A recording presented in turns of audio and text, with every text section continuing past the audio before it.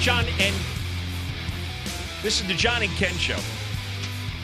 Yeah, well, let's talk about what's going on in Washington, D.C. with mostly just the cable news networks in a frenzy over the pending federal budget cuts that could take place Friday, March 1st. Obama's going on a tour warning that this could all damage the economic recovery. As we told you yesterday, it's, 3% of the spending? It's 2.3%. $85 billion across-the-board cuts will take effect. Do you understand? That's 1 week of the government. 98% of spending remains in effect. 98%. It's 2.3%. It's nothing. But they intentionally targeted areas that are going to make headlines, such as we're going to close down the national parks. We're gonna send the air traffic controllers home. Here's a list. Delays in commercial air traffic. Fewer federal crimes being investigated and prosecuted. Less child care. And a building slowdown for defense contractors. It's amazing how long this list is. For 2.3% of the total budget, which means these cuts would have to be spread out amongst all these programs we're mentioning. So how could it really do all this? Well, the answer is it can't. But the idea is to raise the headlines, raise the hysteria, and tried to get the Republicans to cave for more tax increases. And basically what Obama wants is to, quote, close loopholes for the wealthy. We keep hearing that every year. I'm so sick. Can I read you a statistic? Because this has to be said.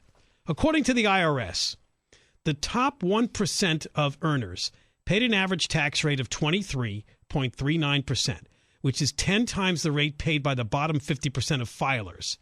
The top 1% paid 37.4% of all individual income taxes, compared with 2.3% for the bottom 50% of filers. This crap about fair share that we keep hearing over and over again is so out of whack. If people only knew the true numbers, the statistics. They don't.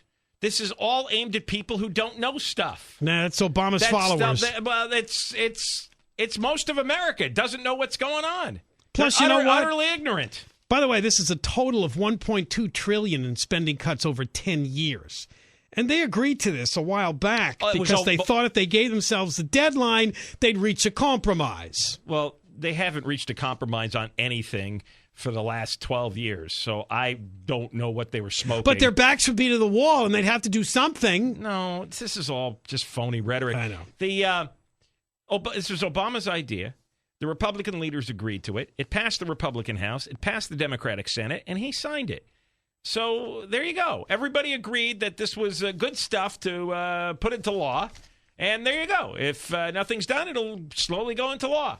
Well, the latest panic attack is over releasing illegal immigrants from jails around the country. By the hundreds! Whoa. That's right. These are illegal immigrants who are caught by Immigration and Customs Enforcement or turned over to them. And they're being held until they can get a hearing to determine whether or not they should be deported. But what they're saying now out of Washington is that preparing for Friday, we're going to start releasing them now because we really don't know what's going to happen. Because that would cost just hundreds of dollars to actually process them and deport them, right? It says it costs the government $164 a day to keep an illegal immigrant in jail. If they let them on supervised release, it can be as little as 30 cents to $14 a day to keep an eye on. Supervised release means they get permanently released because they're not going to show up at the court hearing. Right, unless they're given the ankle monitor. We're talking about pennies here. All this stuff is pennies out of the budget because it's only 2.3% across the board, and then you're talking about the little slivers of people who would put out wildfires, people who would keep the illegal immigrants detained, people who work in air traffic control. These are all little tiny slivers of pennies in the budget. It's not even the 2%. It's the 2/100ths of 1/10 of the 2%. I mean, it's just the little blips.